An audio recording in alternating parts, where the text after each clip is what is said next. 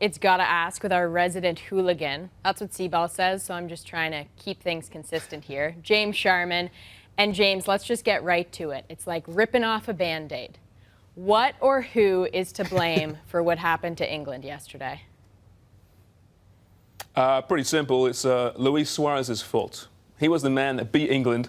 2 goals. Obviously, he plays his football in England for Liverpool. He was just outstanding. He is a truly world-class player, perhaps the kind of player that England doesn't have. And he was the difference in this match. He's missed the past few weeks through a knee injury, had surgery 2 weeks ago, still came back in his first game and was quite brilliant. Destroyed that very porous English defence. And, you know, we can point fingers and complain about England's football system, the kids and the coach and the players. But when you play that kind of player, it's sometimes fair to say, you know what, we're beaten by the better team and by the better player. And I'm at peace with that, I think it's fair to say. Good. Glad to hear that. Well, they still do have a chance, though, kind of, if Italy wins both of their games. But what's the likelihood of that?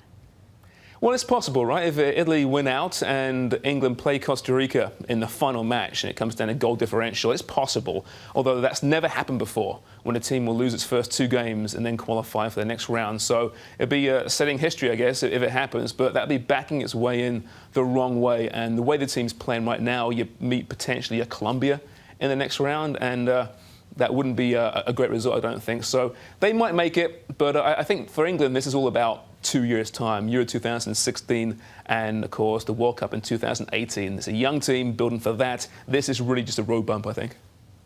Well, we're only just over a week into this tournament. We've seen Spain crash out. We've had goals flying in at a record pace. What's been the biggest story for you so far? I think it has to be Spain. And not so much that they lost and they're out, but how they lost, that they flamed out badly. This is, of course, the defending champions, a team that's dominated world football for the last 6 years. And they went out with just this whimper, really. It's a sad state, the end of an era. This wonderful era of international football where Spain has just been the team to watch, playing attractive, positive football, bringing this tiki-taka into the vocabulary of most football fans. That's now gone. It's ended, I think. And listen, the kids coming through for Spain are very, very good. They'll find their own tiki-taka, I'm sure, and they'll be back, you know, competing for championships very, very soon. But it's a farewell to what's been a great period, I think, in international football. Well, thanks, James. Keep up the great work. Thank you. Anytime.